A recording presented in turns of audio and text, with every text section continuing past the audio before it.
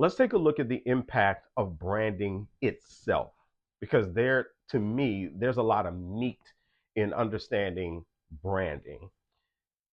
A brand communicates your identity and value as an organization. And that comes out through the product offerings. It comes out through what the perception of the product or the service is. And in this case, when we talk about employer branding, we're talking about your distinction as an employer, is where that identity and value lie. But the other thing is that a brand helps you determine who is going to represent that identity and value. And that reduces hiring issues. And before I get to those hiring issues, let's think about this very simply. Um, when you have a particular brand in place, let's say I can't remember who it was, but there was a company whose brand was basically fast, fun, friendly. It was a big box store, if I'm not mistaken. Fast, fun, friendly was what they went for. So when they hired people, that's who they needed. They needed people who represented fast, fun, friendly. I was with my wife once, and my wife and I stopped someplace, and it was let's just say it was a very well-known bakery. And when we stopped at this bakery, she was going, "Oh man, I can't wait because I saw these back home, but I don't see too many of these outside of where I'm from. And so let's go grab something." And so we went through the drive-through of this place. And when we went through, the person who was making the sales at the drive-through, they were just kind of, "Okay, yeah, here you go, blah blah blah." And my wife was so disappointed, and she said, "No, no, no, no, no.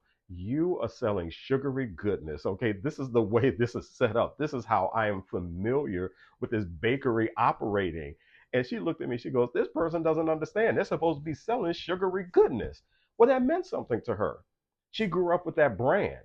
And so what her expectation was that the person who was at the window would have a big smile on their face, and they would realize that they were selling sugary goodness.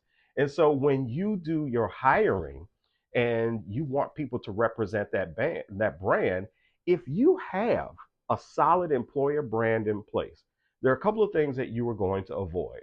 One thing you're going to avoid is going for warm bodies, because you need more than warm bodies. You're also going to avoid what we call in recruiting post and pray.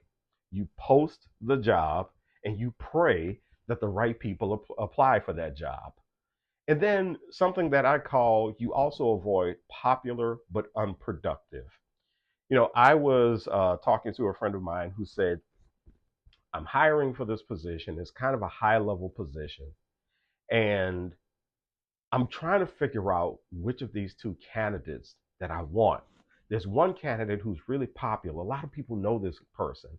And there are a couple of people saying, oh man, if you hire this person, things are going to take off. But there's this other person who's not flashy. Nobody really knows them, but they're really solid."